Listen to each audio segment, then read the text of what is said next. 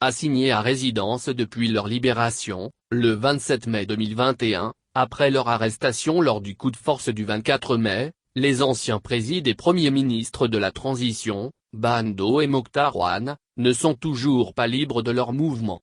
Cette privation de liberté sans aucune base légale suscite de plus en plus d'interrogations et fait l'objet de dénonciations, dans le pays et au sein de la communauté internationale. Sommé de ne plus mettre les pieds hors de ses résidences respectives, et sous une importante garde sécuritaire, l'ancien du haut sommet de l'État vit un confinement prolongé. À la résidence de la base B où il est détenu et interdit de sortie, l'ancien président Ban Do reste néanmoins serein, confie des officiels ayant pu le rencontrer. Le colonel-major de l'armée de l'air à la retraite semble avoir retrouvé, même sous contrainte et privé de sa liberté de mouvement, le repos de ses jours paisibles de retraité dont il profitait tranquillement avant d'être sollicité il y a presque un an pour diriger la transition. Le 2 août 2021, c'est un homme plein d'humour, philosophe, croyant que rencontre à Yoon Tin, expert indépendant des Nations Unies sur la situation des droits de l'homme au Mali, en visite dans le pays. Ce jour-là, nous confie ce dernier, le grand, comme il est surnommé par ses intimes, du haut de ses M95, s'apprêtait à effectuer une marche au sein de la résidence aux côtés de sa fille. Libre de faire du sport, l'ancien président, tout comme d'ailleurs son premier ministre, reçoit des visites de la famille et des proches, même si elles sont conditionnées. Les autorités ne s'opposent pas à ce qu'on rende visite à Ban Do et à Mokhtar Wane.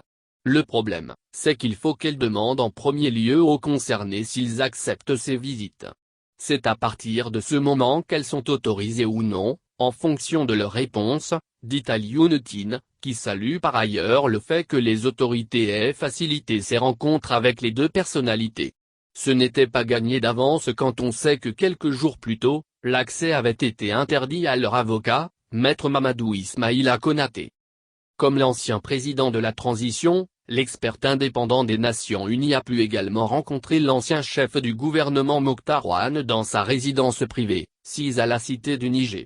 Là-bas, selon une source proche, l'ancien Premier ministre est sain et sauf et continue d'ailleurs chaque jour de travailler sur ses projets personnels. Il est libre à l'intérieur du domicile, mais il ne peut pas passer la porte d'entrée. Il reçoit sa famille et d'autres proches qui doivent passer une barrière de sécurité militaire à l'entrée. Il communique librement avec l'extérieur. Parmi les gens reçus dernièrement, des personnes de l'ONU et des dignitaires étrangers entre autres. La sécurité autour de la résidence de Mokhtar Wane évolue par moments. Au tout début, dans les 2 semaines qui ont suivi sa libération, l'ancien Premier ministre a reçu plusieurs visites. À ce moment-là l'entrée dans son domicile était aisée, avant que quelques jours plus tard elle ne soit filtrée. Les visites ont certes continué, mais non seulement un registre était tenu par les gardes pour accéder à la maison, et en plus les téléphones des visiteurs étaient systématiquement gardés pour ne leur être remis qu'à leur sortie. J'ai dû passer 1 ou 2 fois par semaine avant de voyager entre-temps.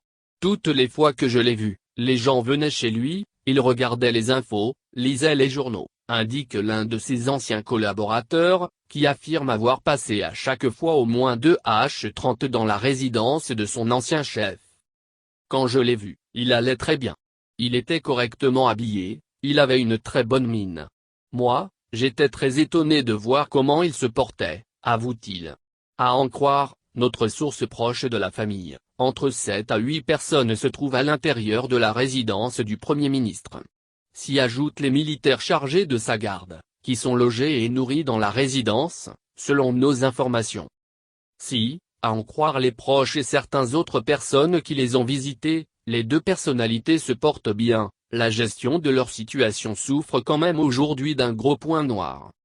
Le lundi 26 juillet dernier, leur avocat, Maître Mamadou Ismaïla Konaté, a été interdit d'accéder à leurs résidences respectives. L'ancien garde des Sceaux s'en offusque, arguant qu'empêcher un avocat de faire son travail est une violation d'un droit fondamental de nos libertés et d'un droit d'exercice professionnel. On peut le faire aujourd'hui sans doute, mais demain on aura besoin des avocats. La liberté d'exercice de l'avocat est un principe fondamental, reconnu sur tous les territoires. Je pense que c'est une ligne rouge qu'il ne faut pas franchir, regrette celui qui considère qu'avec ce refus ce sont les 350 avocats du Mali qui sont atteints. En outre, l'avocat a adressé des courriers, non seulement au président de la transition mais également au chef du gouvernement et au ministre de la Justice. Pour ces 3 courriers, Maître Konaté n'a reçu aucune suite à ses demandes et n'a même pas eu droit à un accusé de réception, ce qu'il juge ne pas être une démarche de respect entre personnes civilisées. Pour autant, l'ancien ministre de la Justice est déterminé à mettre fin à la situation d'assigné à résidence de ses clients, qu'il qualifie d'anormale, non conforme au droit et qui viole le droit à la liberté, non acceptable ni au Mali, ni ailleurs. On ne peut pas être sous le couvert d'un régime militaire, décider d'anéantir les libertés et les droits sur la base de rien du tout et que rien ne se passe, ni que personne ne dise rien, s'indigne l'avocat. C'est pourquoi il a saisi la Cour de justice de la CEDEAO d'une requête dont la procédure suit son cours. Elle a été transmise à l'État du Mali, qui dispose d'un délai de 30 jours au terme desquels il doit réagir par rapport au contenu. Après la réaction attendue de l'État du Mali, la Cour va tenir une audience au cours de laquelle l'avocat de Bando et de Mokhtar Ouane compte soumettre ses arguments et donner l'opportunité à la Cour de trancher le litige. De manière officielle, aucune charge n'est retenue contre les anciens présidents et premiers ministres de la transition et leur dossier n'est toujours pas judiciarisé. Selon les autorités, notamment le Premier ministre Choguel Maïga, l'assignation à résidence serait pour leur propre sécurité. C'est de la folie. Comment veut-on retenir quelqu'un contre son gré? La sécurité des gens n'incombe-t-elle pas plus aux gens qu'à ceux qui veulent éventuellement maintenir cette sécurité? S'insurge Maître Mamadou Ismaïla Konaté pour lequel cet argumentaire n'est simplement qu'un leurre, un faux alibi, la vraie problématique étant que des droits et libertés soient délibérément anéantis. Cet avis est également partagé dans une certaine mesure par le président de la Commission nationale des droits de l'homme, CNDH, M. Agibou Bouharé, selon lequel les 2 personnalités sont dans une situation de détention illégale.